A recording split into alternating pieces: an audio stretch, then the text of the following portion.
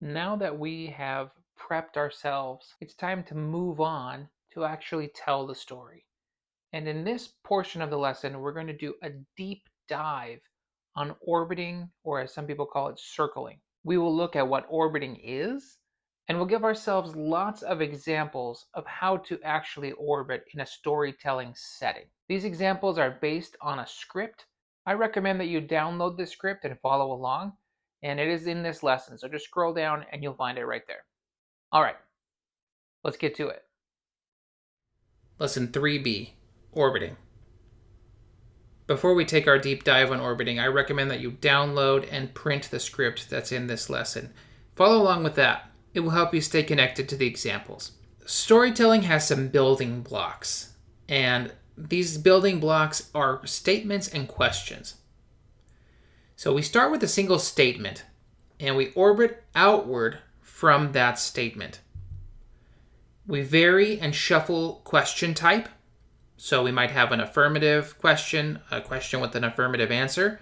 We might have a negative question, a question with a negative answer. We might have an either or question, either this or that as the answer. Or we might have an open-ended question that uses a W word. Who, what, when, why, where, how.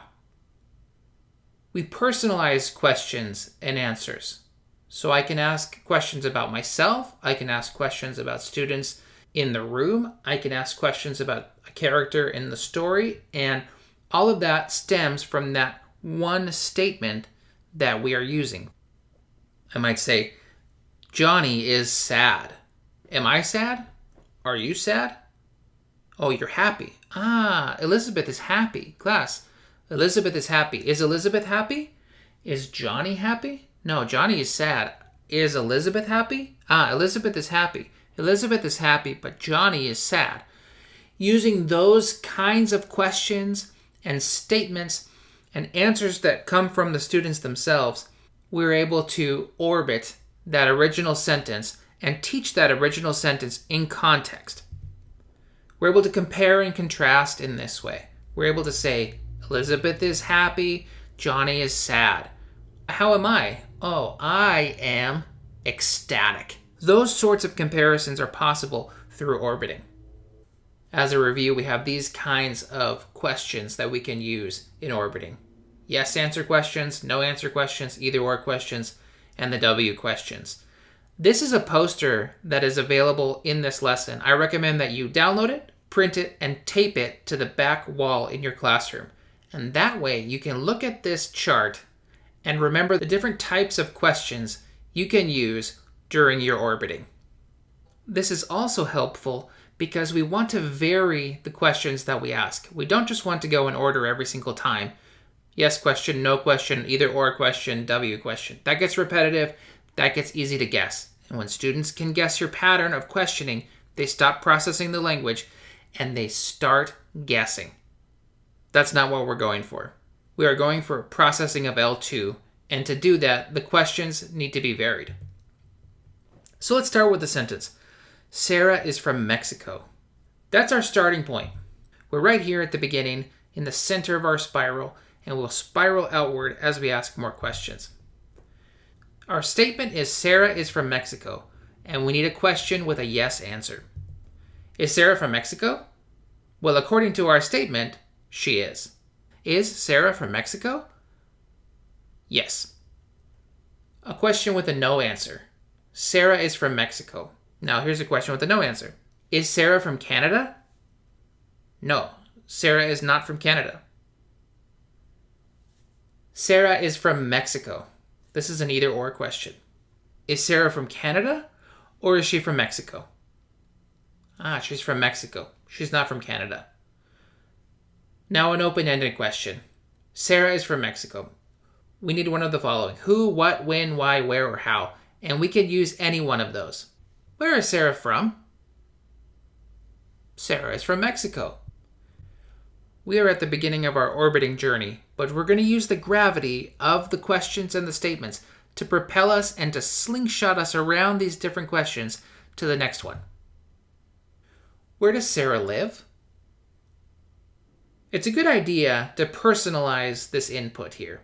So One way to do that is to ask for details from the students. This learner engagement is a very important piece of the puzzle. So you have some different answers that students shout out: Georgia, Mexico City, Buenos Aires, Seattle, Canada, Paris. We have selected this as a group by going through the options. Does she live in Buenos Aires? Does she live in Canada? Does she live in Mexico City? We've decided that she lives in Buenos Aires. So she's from Mexico, but lives in Buenos Aires. Sarah lives in Buenos Aires. Now I need a question with a yes answer. Does Sarah live in Buenos Aires? Yes, Sarah lives in Buenos Aires. Our statement, Sarah lives in Buenos Aires. Now we need to come up with a question with a no answer. Does Sarah live in Seattle? No, Sarah does not live in Seattle. She lives in Buenos Aires. An either or question that targets our statement. Is Sarah from Buenos Aires or is Sarah from Houston? Sarah's from Buenos Aires. Sarah's not from Houston. Sarah lives in Buenos Aires. That's our statement. We can use an open-ended question. Who, what, when, why, where, and how to change what we're talking about. Where does Sarah live? Sarah lives in Buenos Aires. That helps us move to the next line of questioning. Where does Sarah live? Sarah lives in Buenos Aires. Whom does Sarah live with? We don't know the answer to this, so we have to personalize one more time. This learner engagement piece is very important. Mom, dad, brother, grandma, sister, aunt, doesn't matter. But we'll pick together. Does Sarah live with her dad? Does Sarah live with her brother? Does Sarah live with her grandma?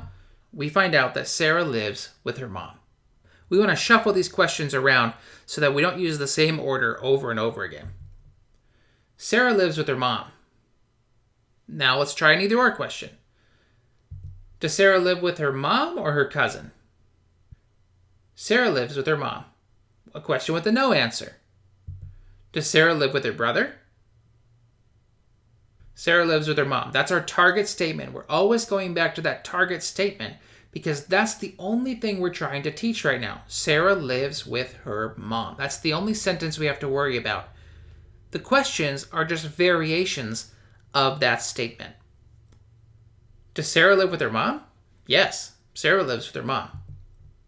Now an open-ended question that will help us move to the next line of questioning. Who, what, when, why, where, how. Whom does Sarah live with? That moves us to our next question. We are now orbiting outwards, ever spiraling to the next line of questioning, where we will orbit that question until we're ready to move on. How old is Sarah? This is new information. It's not a related question.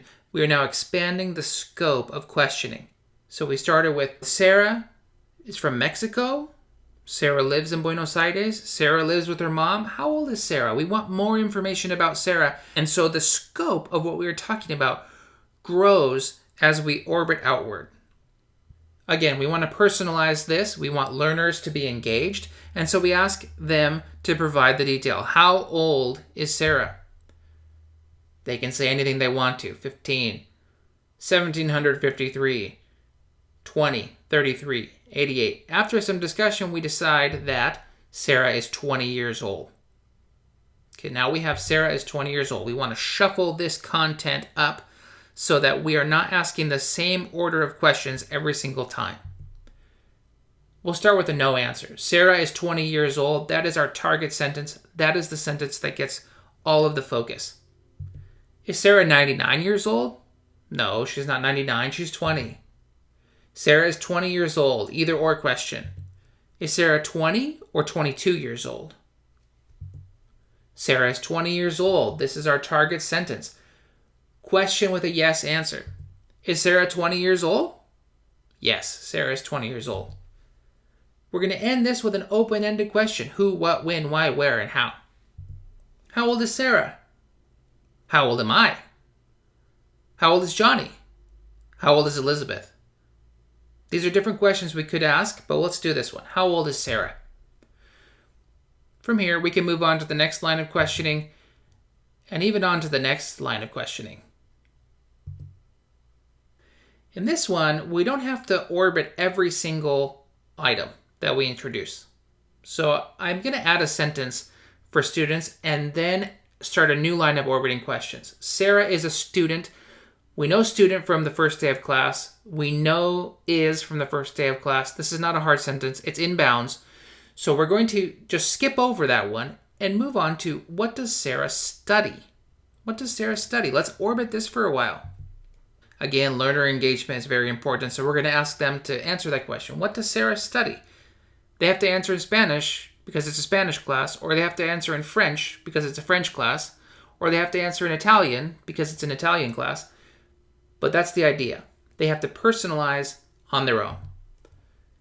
If they don't know a word, that's fine. They can just shout it out by saying, hey, how do you say this in L2? ¿Cómo se dice art in Spanish? Arte. How do you say math in L2? ¿Cómo se dice math en español? Matemáticas. And so on and so forth. So we've asked around and we decide that Sarah studies music. Again, we want to shuffle these questions around so they're not in the same order. Sarah studies music. Okay. We want a question with a yes answer. Does Sarah study music? Yes, Sarah studies music. An either or question. Sarah studies music. That is our target statement. I should highlight that you do not have to repeat the target statement every time, but it's there as a reminder to us as we're going through this. That's the only statement we have to teach. Does Sarah study math or music? Sarah studies music. A question with a no answer. Does Sarah study math? No, Sarah does not study math. Sarah studies music. And one of those W questions. Who, what, when, why, where, how. What does Sarah study? We're going to stay here. We're going to orbit this statement a few times with various questions until we're ready to move on.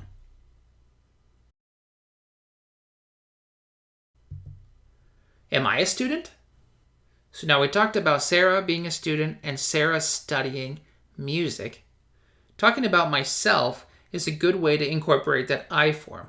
That form that is less frequent in textbooks, it's less frequent in stories because the I form just naturally appears less in written texts. We're going to personalize. Am I a student? They really only have two choices here, yes or no. And people are going to say no, because I'm the professor. They're not going to say, yes, you're a student, but I have a surprise.